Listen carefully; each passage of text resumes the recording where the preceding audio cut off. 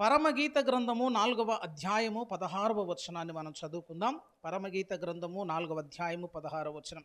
ఉత్తర వాయువు ఏం తెంచుము, దక్షిణ వాయువు వేంచేయుము, నా ఉద్యానవనము మీద విసురుడి, దాని పరిమళములు వ్యాపింపచేయుడి. నా ప్రియుడు తన ఉద్యానవనమునకు వేంచేయునుగాక, తనకిష్టమైన ఫలములను అతడు భుజించునుగాక. దేవుడు ఈ మాటలు మన వినికిడిలో ఆశీర్వదించునుగాక. ఆమేన్. ప్రభునందు నాకు అత్యంత ప్రియులారా, పరమగీత గ్రంథము చాలా ప్రాముఖ్యమైనటువంటి గ్రంథం. ప్రభు మనకు రాసినటువంటి ఒక ప్రణయ గీతం, ప్రేమ లేఖ అని మనం చెప్పుకోవచ్చు. అంత్యకాలంలో సంఘం ఏ రీతిగా ఉంటుందో, సంఘానికి ఉండవలసినటువంటి లక్షణాలన్నిటిని గురించి వివరిస్తున్నటువంటి ఒక చక్కని గ్రంథం అని చెప్తున్నా. యేసు కొరకు మనం సిద్ధపరచబడుతున్నప్పుడు ఏ లక్షణాలు నీలో కనిపించాలో ఆ లక్షణాలన్నీ కూడా పరమగీతములో మనకు కనిపిస్తూ ఉంటాయి. నీలో కలంకము లేకుండా పరిశుద్ధమైనటువంటి జీవితాన్ని జీవించాలి. అంత్యకాల సంఘానికి ఉండేటువంటి ఒక చక్కని లక్షణం పరిశుద్ధత. 4వ అధ్యాయము 7వ వచనం చూడండి. నా ప్రియురాలా, నీవు అధిక సుందరివి, నీ యందు కలంకము ఏమీ లేదు. పరిశుద్ధమైనటువంటి స్థితి, చక్కని స్థితి. అటువంటి చక్కని స్థితిలోనే సంఘము మనకు కనిపిస్తుంది. అంత్యకాలములో ఆ పరిశుద్ధతలో సంఘం కనిపించాలి. పరమగీత గ్రంథము 6వ అధ్యాయాన్ని కూడా గమనిస్తే 10వ వచనం అంటాడు, సంధ్యారాగము చూపట్టుచు చంద్రబింబమంత అందము గలదై, సూర్యుని ఎంత స్వచ్ఛమును కలలు గలదై, వ్యూహిత సైన్య సమ భీకర రూపిణి ఈమె ఎవరు? స్వచ్ఛముగా ఉంటుంది. సూర్యుని ఎంత స్వచ్ఛమును, సూర్యుని ఎంత స్వచ్ఛమును. పరిశుద్ధత ఉంటుంది. అంత్యకాల సంఘం అంటేనే పరిశుద్ధతకు ఒక నిలువెత్తు రూపం. ఆ పరిశుద్ధతతో పాటు అంత్యకాల సంఘానికి పోరాటం ఉంటుంది. అంత్యకాల సంఘములో యుద్ధములు ఉంటాయి. వ్యూహిత సైన్య సమ భీకర రూపిణి ఈమె ఎవరు? పోరాడుతుంది. ఎన్నో పోరాటాలు. లోకముతో పోరాడాలా, ప్రార్థనలో పోరాడాలా, శరీరంతో పోరాడాలా, చాలా అంశాలు వస్తాయి. అసలు అంత్యకాల సంఘములో ఉన్న సౌందర్యం పేరు చెప్తున్నా. పరిశుద్ధత ఒక మెట్టయితే 6వ అధ్యాయం 4వ వచనంలో, నా సఖీ, నీవు తిర్సా పట్టణము వలె సుందరమైన దానవు, యెరూషలేమంత సౌందర్యవంతురాలు, టెక్కెములను ఎత్తిన సైన్యము వలె భయము పుట్టించు దానం. పోరాటాలు ఉంటాయి. పాత చరిత్రలో ఉన్నటువంటి పోరాటాలు, పౌలు జీవితంలో ఉన్నటువంటి పోరాటాలు, పేతురు జీవితంలో కనిపిస్తున్నటువంటి పోరాటాలు కూడా అంత్యకాల సంఘంలో మనకు కనిపించాలి. కేవలం వాక్యాన్ని ధ్యానిస్తేనే సరిపోదు, ప్రార్థన చేస్తేనే సరిపోదు. పరిశుద్ధులకు ఒక్కసారి అప్పగింపబడిన బోధ నిమిత్తము పోరాడుతూ ఉండాలి. వాక్యము కొరకై, క్రీస్తును గుర్చిన సాక్ష్యము కొరకై అంత్యకాలంలో అనేక మంది హతసాక్షులు అయ్యేటువంటి పరిస్థితులు వస్తాయి. ఆ పోరాటానికి భయపడని సంఘములాగా ఉంటుందంటున్న. టెక్కెములను ఎత్తిన సైన్యము వలె భయము పుట్టించేది. ఈ సైన్యమును చూస్తే అవతల వారికి భయం కలిగేటట్టు ఉంటుందట. భయమును పుట్టిస్తుంది. షడ్రకు మేషకు అభిజ్ఞగో లాగుంటారు అని చెప్తాను. ఒక మాటలో చెప్పాలనంటే, మండుచున్న వేడిమి గుండం ఎదురుగా కనిపిస్తుంది, దాన్ని 7 అంతలు చేశారట. ప్రాణాలు అరచేతులు పెట్టుకుని ఉన్న అందరూ కూడా. కానీ వీళ్ళు ఏమాత్రం తగ్గకుండా అంటున్నారు, మండుచున్న వేడిమి గల అగ్నిగుండంలో నుంచి మా దేవుడు రక్షించుటకు సమర్థుడు. భయం ఎందుకు రావట్లేదంటే రాదిగా. ఎందుకంటే వాళ్ళు భయము పుట్టించే వాళ్ళు కానీ భయపడే వాళ్ళు కాదట. వాళ్ళని చూస్తేనే భయం కలుగుతుంది. షడ్రకు మేషకు అభిజ్ఞగోలను బట్టి భయం కలుగుతుంది. ఏలియాను బట్టి ఆనాడు కాలంలో అహబుకు భయము కలిగింది. స్కాట్లాండ్ దేశాన్ని వణికించినటువంటి రాణి ఉంది, మేరీ రాణి అంటారు ఆమె. చాలా కిరాతకురాలు. అనేక మందిని ఊచకోత కోసింది. అసలు దయా దాక్షిణ్యాలు ఉండవు. స్త్రీమూర్తే కానీ, పేరుకే మేరీ కానీ, ఆమె జీవితంలో ఎంతో రక్తపాతంగా అనిపిస్తుంది. ఆమె పేరు చెప్తే అనేక మంది వణికిపోతారు. అసలు అట్లాంటి ఆమె ఒక ఆయనకు భయపడుతుందండి. ఆమె భయపడేటువంటి వ్యక్తి ఎవరనంటే, స్కాట్లాండ్ దేశాన్ని ఒక ఉజ్జీవములోనికి నడిపించినటువంటి ఒక ప్రార్థనాపరుడు జాన్ నాక్స్ పేరు చెప్తే ఆమెకు భయం అయిద్దట. ఏం చేస్తాడే జాన్ నాక్స్? యుద్ధం చేయడు. బక్క పలసిన వ్యక్తి. 6 అడుగులు ఉంటాడు, ఎత్తుకుంటాడు, బక్క ఉంటాడు, పెద్ద కండ కూడా ఏముండదు. ఆయనను చూస్తే ఎవరు భయపడరు, కానీ మేరీ భయపడుతుంది. ఎందుకనంటే జాన్ నాక్స్ ప్రార్థన చేశాడు, ఆ రాజ్యాలు కదిలించబడతాయట. రాజ్యాలు వణికిపోతాయి, ఆయన జోలికి పోరు. భయము పుట్టించేవాడు క్రైస్తవుడు అని చెప్తున్నారు. టెక్కెములను ఎత్తిన సైన్యము వలె భయము పుట్టించు దానవు, భయం పుట్టించు. పౌలును చూస్తే ఆ కాలపు ప్రజలకు భయం వేసింది. పేతురును చూస్తే ఆ కాలపు ప్రజలకు భయం వేసింది. యెహోషువను చూస్తే జనాలకు భయము కలిగింది. ఎందుకంటే వాళ్ళు భయమును పుట్టించేటువంటి స్థితిలో వారి జీవితాలు ఉన్నాయి. అంత్యకాల సంఘం అట్లుంటుందని చెప్తున్నాం. వారందరూ బారులు తీరిన సైన్యమును చూస్తే ఎదుర్కొన్న ప్రతివాడు గుండెలు అలిసిపోతాయి. పరిశుద్ధత ఉండాలి, చక్కని ప్రార్థన ఉండాలి, భయం పుట్టించే స్థితి ఉండాలి. ఈ లక్షణాలన్నీ కలగలిసినటువంటి ఒక రూపం మనకు పరమగీతంలో కనిపిస్తుంది. ఆమె కన్నులు ఏ రీతిగా ఉంటాయి, ఆమె ముక్కు ఏ రీతిగా ఉండాలి, ఆమె కందనం ఏ రీతిగా ఉంటుంది. 7వ అధ్యాయం అంతా కూడా ఒక్కొక్కటి వివరించబడుతుంది. జ్ఞానములో ఆరితేరి ఉండాలని చెప్తున్నా. జ్ఞానం కూడా ఎట్లుంటుందో తెలుసా? ఆమె కన్నతలు విచ్చిన దాడిమ ఫలములు వలె ఉన్నాయట. కన్నతులు జ్ఞానానికి సూచన. అంత్యకాల సంఘము కూడా 6వ అధ్యాయం 7వ వచనం చూడండి. నీ ముసుగు గుండా నీ కన్నతలు విచ్చిన దాడిమ ఫలము వలె అగపడుచున్నవి. పరిశుద్ధతలో పరాకాష్ట, జ్ఞానములో పరాకాష్ట, పోరాటంలో పరాకాష్ట, అన్ని విషయాల్లో ఒక ఉన్నతమైనటువంటి స్థితిలో సంఘము చెక్కబడినటువంటి స్థితి. ఒక మాటలో చెప్పాలంటే అలంకరించబడిన పెళ్లి కుమార్తెలాగా కనిపించాలి కదా. అందులో భాగంగా ఆ ధన్యతలన్నీ పొందుకోవాలి, ఆ దీవెనలన్నిటిని పొందుకోవాలి. ఆ ఉన్నతమైన స్థితిలోనికి ఈ సంఘము రావాలి అని అంటే ఒక చక్కని కార్యము జరగాలి. ఏంటో తెలుసా? ఉద్యానవనము మీద గాలి వీచాలి అని చెప్తున్నా. చక్కని అంశం అది. ఒకసారి మీరు మూలవాక్యంలోనికి వస్తే 4వ అధ్యాయం 7వ వచనంలో, ఉత్తర వాయువు ఏం తెంచుము, దక్షిణ వాయువు వేంచేయము, నా ఉద్యానవనము మీద విసరుడి, దాని పరిమళములు వ్యాపింపచేయుడి, నా ప్రియుడు తన ఉద్యానమునకు వేంచేయునుగాక, తనకిష్టమైన ఫలములను అతడు భుజించునుగాక. జాగ్రత్తగా చదివితే కొన్ని విషయాలు అర్థమవుతాయి. ఏంటంటే అసలు ఆ ఉద్యానవనం ఎవరిదో ఒకసారి చెప్పండి నాకు. 4:16 చదివితే ఆ ఉద్యానం ఎవరిది అంటే, ఉత్తర వాయువు ఏం చేయించుము, దక్షిణ వాయువు వేంచేయము, నా ఉద్యానవనము మీద విసురుడి, దాని పరిమళములు వ్యాపి. నా ఉద్యానవనము అని ఒక సంఘకన్యక చెప్తుంది. నా ఉద్యానవనం అని సంఘకన్యక మాట్లాడుతుంది. కానీ తర్వాత వచ్చింది నా ప్రియుడు తన ఉద్యానం అనమాట. ఇప్పుడు నాదా తనదా అని అంటే మళ్ళీ ఒక సమస్య రాట్లే, చిన్న మాటలే. అసలు సంఘకన్యకేమో నా ఉద్యానవనం అన్నది, కానీ ప్రభు అంటున్నాడు తన ఉద్యానవనమునకు వేంచేయునుగాక. అది సంఘమునకు క్రీస్తుకున్నటువంటి ఏకత్వాన్ని తెలియజేస్తుందని చెప్తున్నాను. ఉద్యానవనం అంటే సంఘమే. సంఘమునకు ఒక పేరు ఉంది. పరమగీతములు ఉన్నటువంటి ఉద్యానవనం అంటే సంఘము. తూర్పున ఏదేనులో దేవుడు ఒక తోటను వేసి ఆది దంపతులను పెట్టాడు. చూసావు? తోటలో ప్రారంభమైనటువంటి మానవ జీవితం పరదేశీ అని ఒక పేరు పెట్టబడుతుంది మనకి. పరదేశీ అంటే కూడా అర్థం ఏంటో తెలుసా? తోట, గార్డెన్ అని అర్థం. అంతే. సంఘానికి కూడా ఒక పేరు ఉంది. ఏంటో తెలుసు? ఇప్పుడు సంఘానికి ఉన్న పేరు కూడా తోటే. మనందరం కూడా ఒక ఉద్యానవనములో ఉన్నటువంటి పూల మొక్కలం. అంతే. నా ఉద్యానవనం, ఆ ఉద్యానవనం మీదకి ఏం కావాలన్నంటే వాయువు ఏం చెయ్యాలి అని అసలు దాంట్లో పరిమళాలు ఉన్నాయి కానీ బయటికి రావు. పరిమళాలు ఎప్పుడు బయటకు వస్తాయి తెలుసా? దాని పరిమళములను వ్యాపింప చేయుడి. ఎప్పుడు రావాలి? ప్రియుడు ఉద్యానవనానికి ఎప్పుడు వస్తాడు? ప్రియుడు ఉద్యానవనంలోనికి వచ్చి తనకిష్టమైన ఫలములను భుజించాలి అని అంటే ఆ ఉద్యానవనం మీదకి ఏం రావాలంటే ఉద్యానవనము మీద విసరాలి. ఏం విసరాలో తెలుసా? ఉత్తర వాయువు ఏం తెంచుము, దక్షిణ వాయువు వేంచేయము. గాలి వీచాలి. ఇక చాలా మాటలు వస్తాయి. ఇక 4 రకాలైనటువంటి గాలులు ఉన్నాయని మనం ఎంతోసేపు మాట్లాడవచ్చు. తూర్పు గాలి ఉన్నది. కొంచెం బైబిల్ చదివేటప్పుడు జాగ్రత్తగా చదవాలని చెప్పేది దానికే. తూర్పు గాలి వచ్చిన ప్రతిసారి కూడా దేవుని యొక్క తీర్పు, కోపము, శిక్ష కనిపిస్తూ ఉంటుంది. దేవుడు తూర్పు గాలిని వీపింపజేసినప్పుడు ఎర్ర సముద్రం పాయలైపోయింది. యోనాకు తూర్పు గాలిని వీంచినప్పుడు ఆయన తల బరువెక్కిపోయింది. శిక్ష కనిపిస్తుంది, తీర్పు కనిపిస్తుంది. అట్లనే పడమర గాలికి కొన్ని లక్షణాలు ఉంటాయి, ఉత్తర గాలికి కొన్ని లక్షణాలు ఉంటాయి, తూర్పు గాలికి కొన్ని లక్షణాలు ఉంటాయి. వాటన్నిటిని గురించి కాదు మాట్లాడేది ఇప్పుడు. ఉత్తర వాయువు అయినా దక్షిణ వాయువు అయినా మొత్తానికి ఆ వాయువు అనేది ఒకటి ఏం చేయాలి? ఇప్పుడు ఈ ఉద్యానవనం మీద వీచాలి. ఆ వీచేటువంటి గాలి పేరు ఏంటంటే పరిశుద్ధాత్మ దేవుడు అని చెప్తున్నారు. చాలా చక్కగా స్పష్టంగా బైబిల్ చాలా చక్కగా చెప్తున్నటువంటి మాట. అపోస్తుల కార్యాన్ని మీరు ఒకసారి గమనిస్తే అపోస్తుల కార్యములో మేడగది అనుభవములో పరిశుద్ధాత్మ దేవుడు రాయించినటువంటి స్పష్టమైనటువంటి మాట 2వ అధ్యాయాన్ని చూడండి ఒకసారి. 2వ అధ్యాయము 2వ వచనం. అప్పుడు వేగముగా వీచు బలమైన గాలి వంటి ఒక ధ్వని ఆకాశము నుండి అకస్మాత్తుగా వారు కూర్చుని ఉన్న ఇల్లంతయు నిండెను, మరియు అగ్నిజాలల వంటి నాలుకలుగా విభాగింపబడినట్లుగా వారికి కనబడి వారిలో ఒక్కొక్కని మీద వ్రాలగా. ఏంటో అనుభవం? అసలు ఆ అనుభవం ఏంటంటే పరిశుద్ధాత్మ దిగి వచ్చినటువంటి సందర్భం అది. మేడగది అనుభవము. గాలి వంటి ఒక ధ్వని అకస్మాత్తుగా ఆ మేడగది మీదకి కొట్టింది, విసిరింది. మేడగది మీద ఒక గాలి విసిరింది, అంతే. అందులో అద్భుతం జరిగిందండి. అందులో ఉన్నటువంటి రామారమి 120 మంది పరిమళాలు బయటకు వచ్చినాయని చెప్తున్నారు. అసలు చిన్న ఉద్యానవనం. ఆ ఉద్యానవనం మీదకి ఏమొచ్చింది? ఇప్పుడు ఆకాశము నుంచి ఒక గాలి, వేగముగా వీచే ఒక బలమైన గాలి వంటి ఒక ధ్వని దాని మీదికి కమ్మగా వ్యక్తిత్వాలు మార్చబడ్డాయి, ప్రవర్తనలు మార్చబడ్డాయి, జీవితాలు మార్చబడ్డాయి. అసలు వారు సర్వము మార్చబడ్డారు. అపోస్తుల కార్యం అంటే అర్థం ఏంటో తెలుసా? అపోస్తులు చేసినటువంటి కార్యాలు అంటాం కదా, దానికి పరిశుద్ధాత్మ దేవుడు పెట్టిన పేరు అపోస్తుల కార్యాలు కదా. సంఘ చరిత్రలో కొంతమంది సంఘ పెద్దలు అంటారు ఈ అపోస్తుల కార్యాన్ని పరిశుద్ధాత్మ కార్యములు అని పిలుస్తారన్నమాట. ఆ గ్రంథానికి ఉన్నటువంటి పేరు ఏంటంటే పరిశుద్ధాత్మని కార్యములు. ఎన్నో అద్భుతాలు కనిపిస్తాయి 2వ అధ్యాయం మొదలుకొని.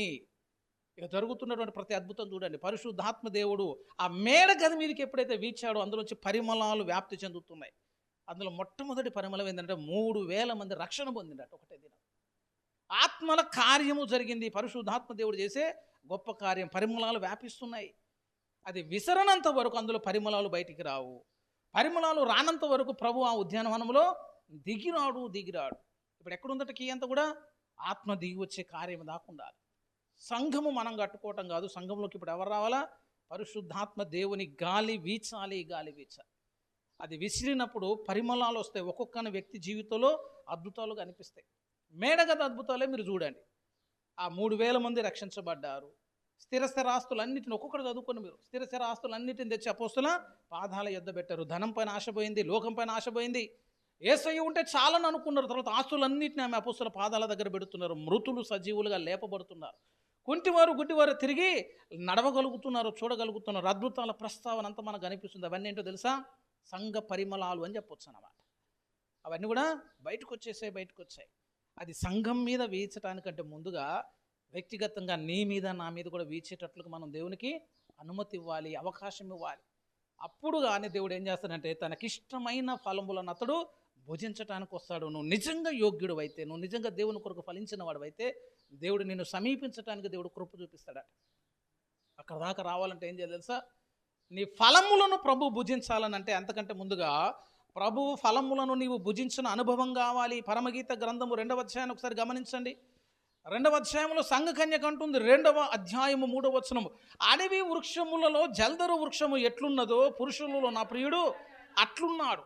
ఆనందభరితనే నేను అతని నీడను కూర్చుంటని, అతని ఫలము నా జిహ్వకు మధురం. ఇది అతని ఫలము. జల్దరు అని అంటే యాపిల్ చెట్టు అని చెప్పుకోవచ్చు, యాపిల్ ట్రీ. ఈ సంఘం ఎక్కడుందట? జల్దరు చెట్టు నీడలో ఉందట. చక్కగా సియోని గీతాలు ఉంటుంది, నీ జల్దరు వృక్షపు నీడలలో నేను ఆనందభరితని అయితే. చక్కని పాటలు ఉంటాయి కానీ మనకు అర్థాలు లేదు. నీడలో ఉన్నదంటే అర్థం ఏంటంటే అది ఎండ తగులుతూ ఉండదన్నమాట. చాలా కష్టములు ఉంది, శ్రమలు ఉంది. 6లో అంటాడు, నల్లని దానినని నన్ను చిన్న చూపులు చూడగడి, నేను ఎండ తగిలిన దానను. 2వ అధ్యాయం అంతా దేని గురించి మాట్లాడుతుందంటే శ్రమల గురించి ఉంటుంది. షారోను పొలములో పోయి పుష్పం వంటి దానను, లోయలలో పుట్టు పద్మము వంటి దానను, బలురక్కసి చెట్లలో వల్లి పద్మం కనబడినట్లు స్త్రీలలో నా ప్రియురాలు కనబడుచున్నది. శ్రమ అనే అనుభవం. కానీ శ్రమ అనే అనుభవంలో ఈ సంఘం ఎక్కడికి వచ్చిందంటే జల్దరు వృక్షపు చెట్టు కిందకు వచ్చిందట. ఆయన నీడలో ఆనందిస్తుంది. ఆ పండ్లను తిని ఆదరించబడుతుంది. నీ పండ్లు చూడ, అతని ఫలములు నా జిహ్వకు మధురము. అతని 5వ వచనం చూడండి, ప్రేమాతిశయము నేను మూర్ఛిల్లుచున్నాను, ద్రాక్ష పండ్ల ఎడలు పెట్టి నన్ను బలపరచుడి, జల్దరు పండ్లు పెట్టి నన్ను ఆదరించుడి. ఆదరణ కావాలి. ఎప్పుడు దొరుకుతుందంటే ఈ జల్దరు వృక్షపు ఫలములను భుజించినప్పుడు సంఘానికి, ఆ విశ్వాసికి ఆదరణ దొరుకుతుంది. శ్రమలో ఉన్నప్పుడు దేవుని ఫలము నీ జిహ్వకు మధురం ఉండటం మాత్రమే కాదు, నిన్ను బలపరుస్తుంది. దేవుని ఫలము భుజించాలి. తర్వాత దేవుడిని ఏ అధికతలో తీసుకుపోతాడో తెలుసా? దేవుడే నీ ఫలములను భుజించేటట్లుగా. ఇప్పుడు 4వ అధ్యాయానికి రండి. నా ప్రియుడు తన ఉద్యానవనమునకు వేంచేయునుగాక, తనకిష్టమైన ఫలములను అతడు భుజించునుగాక. ఇప్పుడు యేసయ్య ఫలాలను మనం భుజించాం. ఇప్పుడు యేసయ్య ఏం చేస్తాడనంటే ఆ ఉద్యానవనంలోనికి వచ్చి ఆయనకు ఇష్టమైనటువంటి ఫలములను దేవుడు భుజించడానికి దేవుడు దిగి వస్తాడు. అప్పుడు ఫలించని అంజూరపు చెట్టులాగా నీ జీవితం నా జీవితం ఉండొచ్చు.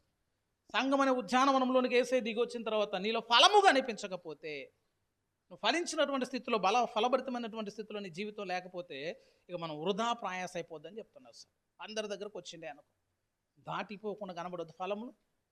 అతడు తన ఇష్టమైన ఫలములను భుజించును కాక అంటే ఆత్మల కార్యము కొన్ని కనిపించాలి, విశ్వాస ఫలము కనిపించాలి, నీతి ఫలము కనిపించాలి, ఆత్మల ఫలము కనిపించాలి, వెలుగు ఫలములు కనిపించాలి. 100 కొద్ది అనుభవాలు అందులో ఉన్నాయని చెప్తున్నారు సార్. ఒకటే ఒక మాటలో అసలు ఇవన్నీ నీలో కనిపించాలి అన్న, ఆయన దిగి రావాలన్న ముందు ఏం కావాలా? తూర్పు గాలి అనేది ఒకటి వీచాలని చెప్తున్నాం. ఆత్మల కార్యం అనేది చాలా ప్రాముఖ్యమైనది. అసలు మొట్టమొదటి ఫలం చెప్తాను, విశ్వాస ఫలం. మనం ఎక్కువసేపు మాట్లాడటానికి లేదులే కానీ విశ్వాస ఫలం అనేది అంటే అర్థం ఏంటో చూడండి. ఒకసారి ఒక మాట చూద్దాం.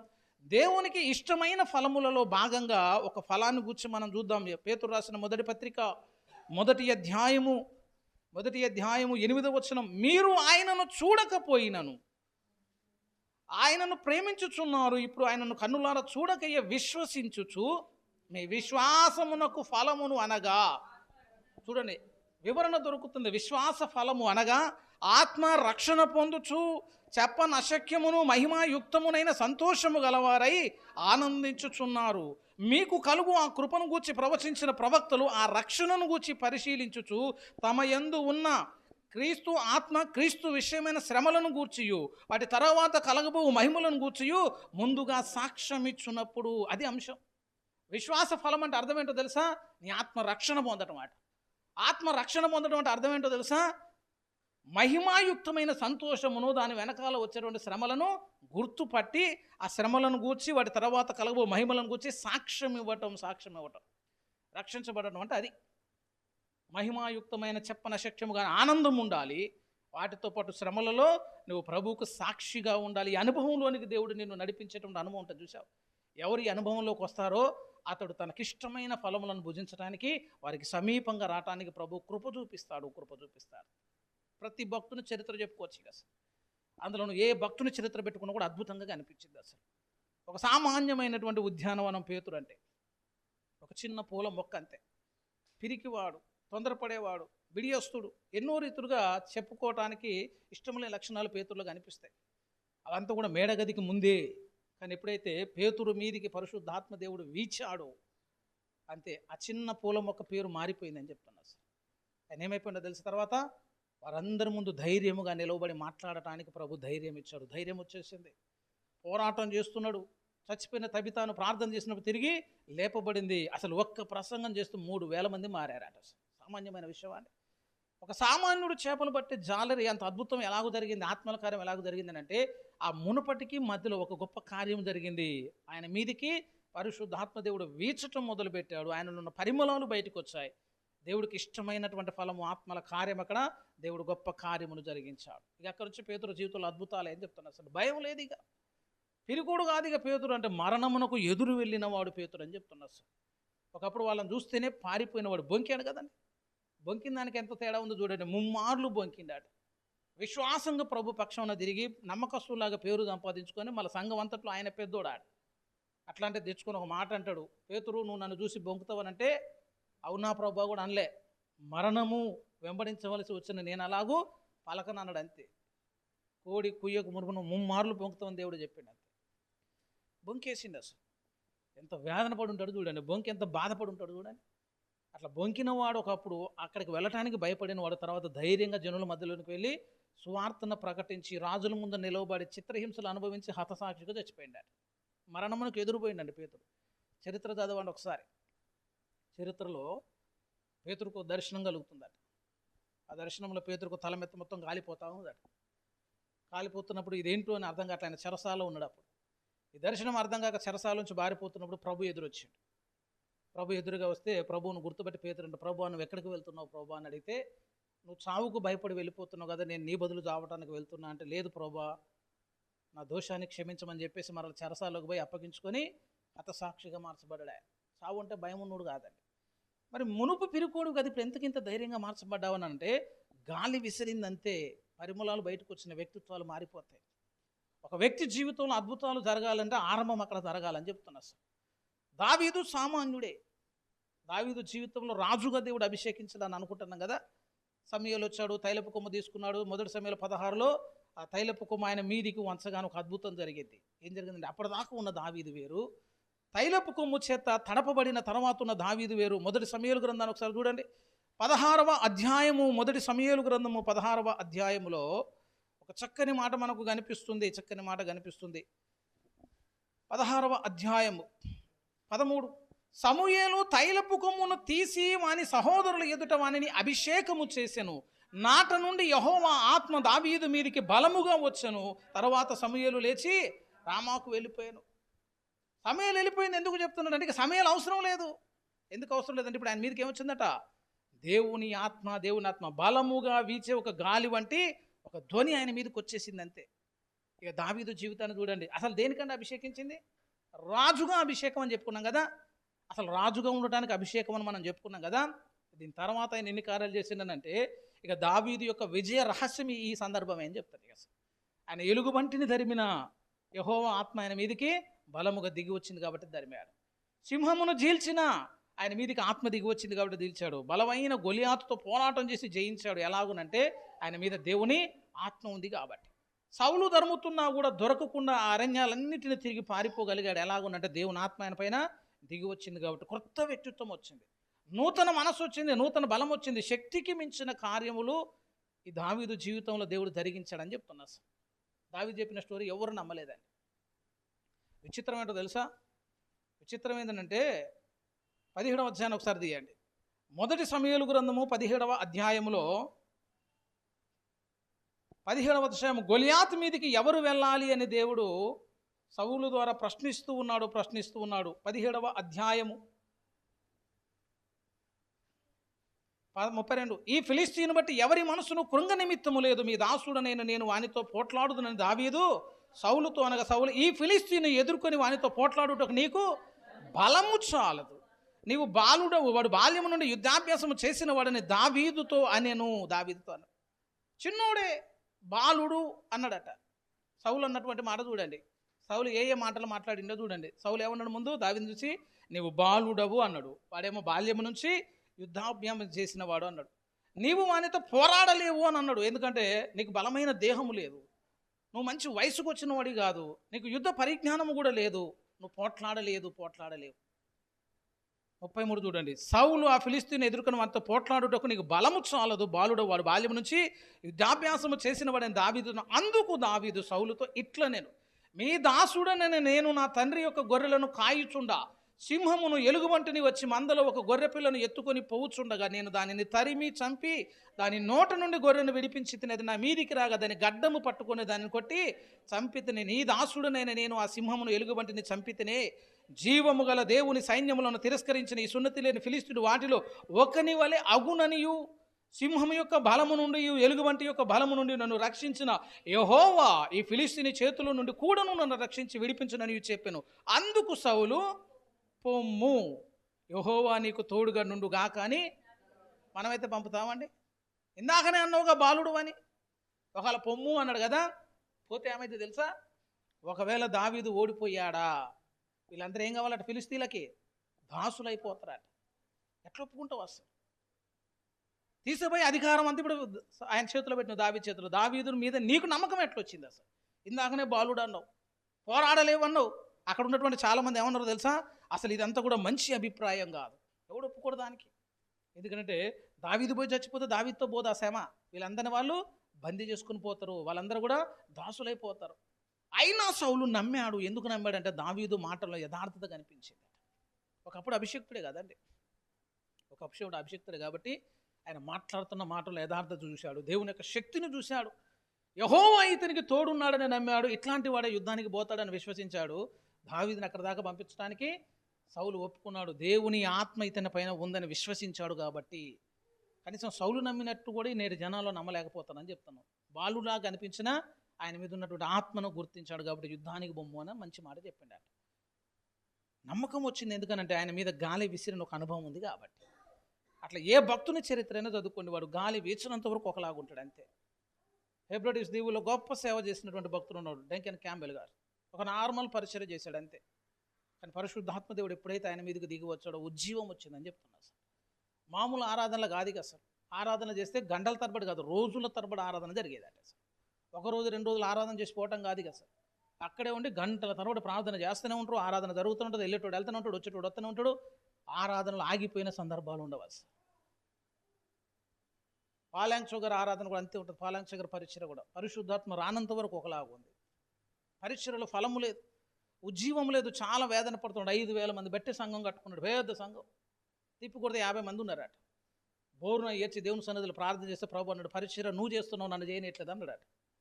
అదేంటి ప్రభు అంటే, నువ్వే మొత్తం సార్వభౌమాధికారం తీసుకున్నావంటే అప్పుడు పరిశుద్ధాత్మ దేవునికి అవకాశం ఇవ్వని దేవుడు మాట్లాడినప్పుడు ఆయన ఒక పుస్తకం రాశాడు. పరిశుద్ధాత్మ నా జ్యేష్ఠ భాగస్వామి అని ఒక పుస్తకం రాసి పరిశుద్ధాత్మను పొందుకునే విధానాన్ని గురించి నేర్చుకొని చక్కగా పరిచయం చేశాడు అంతే. ప్రపంచంలో పెద్ద సంఘాన్ని కట్టాడు. ఫలం వచ్చింది, పరిమళాలు వచ్చాయి. ఎప్పుడు వస్తుంటే తర్వాతనే ఏదైనా కూడా. ఎవరు భక్తి జీవితమైనా అంతే. జొన్నతన్ గోఫర్త్ గారు ఉన్నారు, 10 సంవత్సరాలు సేవ చేశారు, పట్టుమని 10 మంది కూడా దొరకలేదట. ఎన్నో రకాలుగా ప్రయత్నం చేశాడు, సంఘాన్ని బలపరచాలని, ఉద్యమంలోకి నడిపించాలని, ప్రార్థన కూడికను ఏర్పాటు చేసి ఉపవాసాలు నడిపించి ఎన్ని చేసిన 10 మంది కూడా రాలేదట. చివరికి అర్థమైపోయింది ఏంటంటే కన్నీరు గార్చి పరిశుద్ధాత్మ దేవుని వేడుకోవాలని అర్థమైందట. అంతే ఇక పరిశుద్ధాత్మ దేవుడు వచ్చిన తర్వాత సంఘం అమాంతంగా విస్తరించింది. సంఘం మీదికి దేవుడు గాలి వీచినంత వరకు అందులో పరిమళాలు బయటికి రావు. అందులో పరిమళాలు బయటికి వస్తే తప్ప పరిశుద్ధాత్మ దేవుడు ఆ ఉద్యానవనంలోనికి రావడానికి అవకాశం ఉండదు. కాబట్టి దేవుడు ఏం చేయాలంటే దానికంటే ముందు ఆ గాలి విసరాలి. ఆ గాలి విసరాలి అంటే మేడగది మీద 120 మంది పరిశుద్ధాత్మ దేవుని కోసం సుమారుగా 10 దినాలు కనిపెట్టారని చెప్తున్నారు. 10 దినాలు పరిశుద్ధాత్మ దేవుని కొరకు వాళ్ళు వేడుకున్నారు. పాతకాలపు రోజుల్లో ఐపీసీలో సన్నిధి కూటములు కొన్ని కూటములు జరిగేది పరిశుద్ధాత్మను పొందుకోవటానికి. అసలు యవనస్తులందరూ అట్లా వస్తే అనుభవజ్ఞులైన వారు ఆరాధనలో నడిపి పరిశుద్ధాత్మ దేవుని ఆహ్వానిస్తే కొంతమందిని భక్తుల మీదకి బలమైన దేవుని అభిషేకం వచ్చి ఆత్మచేత నింపబడేవారు, భాషలు మాట్లాడేవారు, కన్నులు తెరవబడే దర్శనాలు చూసేవారు, ఎన్నో అద్భుతాలు జరిగేవి అని చెప్తున్నారు. అసలు అనుభవాలు లేవు. ఇప్పుడు పరిశుద్ధాత్మ దేవుడు దిగి రాకపోతే అద్భుతాన్ని నువ్వు చూడలేవు అని చెప్తున్నారు. అసలు సంఘ కన్యక అంత్యకాలంలో ఏముండాలంటే పరిమళాలు కలిగిన సంఘము కావాలి. దేవుడు భుజించే ఫలములు కలిగిన స్థితిలో నీ విశ్వాస జీవితం ఉండాలి, ఆత్మ ఫలం ఉండాలి, మారు మనసుకు తగిన ఫలములు ఫలించాలి, వెలుగు ఫలాలు నీ దగ్గర కనిపించాలి. అసలు దేవుడు నీ దగ్గరకు వచ్చినప్పుడు అంజూరపు చెట్టు దగ్గర అసహనంగా ఉన్నట్టు నీ దగ్గర ఉండొద్దని చెప్తున్నా. వచ్చి ఒకసారి అంజూరపు చెట్టును చూసిందంటే అది పండ్ల కాలము కాదు, అది ఏం చేయలేదట, కాయలేకపోయింది, కాపు లేదు దానికి. అసలు కాపు లేదు కాబట్టి దేవుడు దాన్ని శపించాడు. గొడ్డలి చెట్టు వేరున ఉంచబడి ఉన్నది, ఫలించని ప్రతి చెట్టును దేవుడు నరికి అగ్నిగుండంలో వేసేస్తాడట. రక్షణ పొందంగానే సరిపోదండి, ఫలించాలి. కొన్ని చెట్లు ఉంటాయి ఏపుగా పెరుగుతాయి కానీ ఒక్క కాయ కాయదు. బొప్పడి చెట్లు ఉంటాయి ఎక్కువ, అట్లా బొప్పడి చెట్లు కొన్ని ఉంటాయి. గొడ్డుబోతు చెట్లు అన్న బాగా పెరుగుతాయి, 3 నెలలకు అంత పెద్దగా అయితే కానీ ఒక్క కాయ కాయదు. మన్నుక నెలతో మళ్ళా పెద్దగా అయితే కానీ ఒక్క కాయ కాయదు. చూసి ఏం చేస్తారంటే కొట్టేసుడు కదా, స్థలం ఉంది అండగా దానికి. అసలు పనికిరాని చెట్టు అంటారు అన్నమాట. దేవుని సంఘంలో కూడా ఉద్యానవనంలో చాలా ఉన్నాయి కానీ ఏం చేస్తుంటే ఫలించట్లేదు. అసలు చెప్తున్న సంవత్సరాలు జరిగిపోతుండగా నీ ఎడల దేవుని కార్యములు కూడా నూతన పరచబడతా ఉండాలి. ఫలభరితమైన జీవితం ఉండాలి. దేవునికి ఇష్టమైనటువంటి ఫలములు. దేన్ని ఇష్టపడతాడో దేవుడు తెలుసా? పరిశుద్ధతను ప్రేమించడానికి. పరిశుద్ధతయే మీకు కలుగు ఫలం అని చెప్తున్నా. పరిశుద్ధత అనేది ఒక ఫలం అండి. ఒకసారి మీరు ఆ మాట చూడండి. పరిశుద్ధత అనే దానికి ఒక చక్కని మాట ఉంది. రోమపత్రిక 6:22 చూడండి. చివరి మాట చూసి మనం ముగించుకుందాం. రోమిలకు రాసిన పత్రిక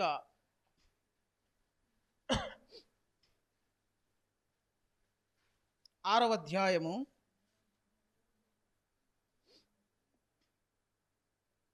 22. అయినను ఇప్పుడు పాపము నుంచి విమోచించబడి దేవునికి దాసులైనందున పరిశుద్ధత కలుగుటయే మీకు ఫలము, దాని అంతము నిత్య జీవము. అసలు దేవునికి ఏమి ఇష్టం ఉంటాయో చూసి ఆ లక్షణాలు నీలో నీవు నింపుకున్నప్పుడు అప్పుడు దేవుడు నీ దగ్గరకు వస్తాడని చెప్తాను. ఆ ఫలం కొరకు పరిశుద్ధతను ప్రభు ఇష్టపడతాడు, ప్రార్థన దేవుడు ఇష్టపడతాడు, వాక్య ధ్యానాన్ని దేవుడు ఇష్టపడతాడు, సహవాసాన్ని ఇష్టపడతాడు. ఆ దేవునికి ఇష్టమైనటువంటి లక్షణాలు దావీదుకి ఇష్టమయ్యాయి, దేవునికి ఇష్టమైన లక్షణాలు పౌలుకి ఇష్టమయ్యాయి. వారిని పోలి నీవు నేను నడుచుకుని కూడా ఆ లక్షణాలు మనం సంపాదించుకోగలిగిన నాడు నీ జీవితం నా జీవితం కూడా దేవునికి ఇష్టమైన జీవితం అవుతుంది. ఆయన నిన్ను దర్శించడానికి ప్రభు కృప చూపిస్తాడు. కాబట్టి మన సామర్థ్యంతో ఏం జరగదని చెప్తున్నా. అసలు మన సామర్థ్యంతో ఏం జరగదు. గాలి వీసినంత వరకు నువ్వు నేను చేసే పని ఏముండదు. అసలు కొంచెం గాలి వీస్తేనే, కొంచెం వర్షాలు పడితేనే, కొంత ఎండలు వస్తేనే వేసిన విత్తనం పైకి మొలకెత్తడానికి అవకాశం ఉంటుంది. ఎండైనా గాలైనా వాలైనా ఇక్కడ ఒకటే పరిశుద్ధాత్మ దేవుడు అని చెప్తున్నాను. అంతే. అసలు వర్షంలాగా రావాలన్నా, గాలిలాగా వీచాలన్నా, ఎండలాగా కొట్టాలన్నా కూడా ఆయన ఆ సంఘం మీదికి, ఆ ఉద్యానవనం మీదకి వస్తేనే పరిమళాలు వెదజల్లుతాయి. పరిశుద్ధాత్మ దేవుడు నీ మీదికి దిగి వచ్చేటట్లు. ఇక ఆయన దిగి రావాలంటే కొన్ని లక్షణాలు ఉండాలి.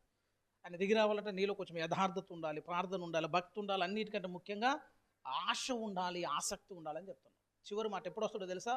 ఎట్లా వస్తుందో ఒక మాట చెప్పి నేను ముగించేస్తా. లూకాసు వార్త చూడండి, చివరి మాట.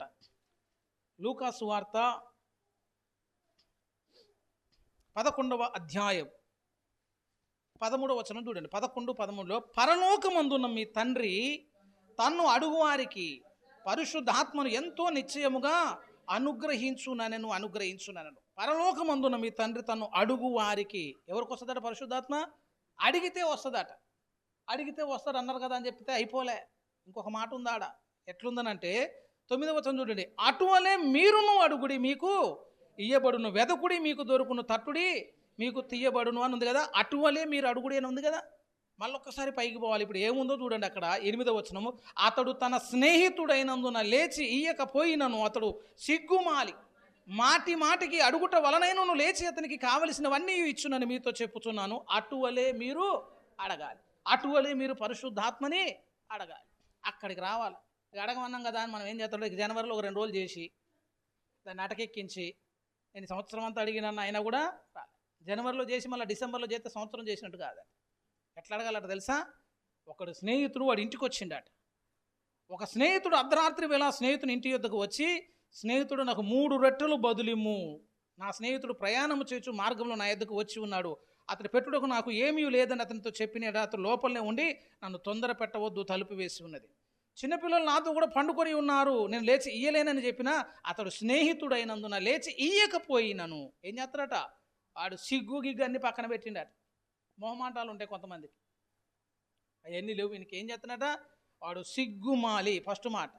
2 మాటి మాటికి వాడు అదే రీతిగా తలుపు కొడితే ఏం చేస్తామండి? పిల్లలు ఉన్నా కూడా వాడు ఏం చేసిండే, లేచి ఆ పిల్లగాన్ని పక్కన పెట్టి వాడు లేచి వానికి రొట్టెలు ఇచ్చిండట. సిగ్గుమాలి మాటి మాటికి అడుగుట వలనైనను అతడు లేచి ఇవ్వడా, అటువలే మీరును అడుగుడు. ఏమడగాల? పరిశుద్ధాత్మదేవుని అడిగితే ఆయన ఎంతో నిశ్చయముగా మీకు అనుగ్రహించను. ఆ గాలి వీస్తే అద్భుతాలు జరుగుతాయని చెప్తాను. ఇక అడగమన్నాం కదా అని చెప్పి ఇదే పద్ధతులు అడుగుతా కానీ బతుకు మార్చుకోవాలి. ఎట్టుండాలంటే విధేయులై అడగాల. ఒక మాట అపోస్తుల కార్యంలో కూడా గమనించినట్లయితే, తనకు విధేయులైన వారికి అనుగ్రహించు పరిశుద్ధాత్మ పరిశుద్ధాత్మ. అపోస్తుల కార్యంలోనే చివరి మాట, ఇది ఒక్క మాట చూసుకొని 5వ అధ్యాయం 32వ వచనం, మేమును దేవుడు తనకు విధేయులైన వారికి అనుగ్రహించిన పరిశుద్ధాత్మయు ఈ సంగతులకు సాక్షులమై ఉన్నామని చెప్పి, దేవునికి విధేయులైన వారికి దేవుడిచ్చేటువంటి ఒక చక్కని వరం అని చెప్తున్నది.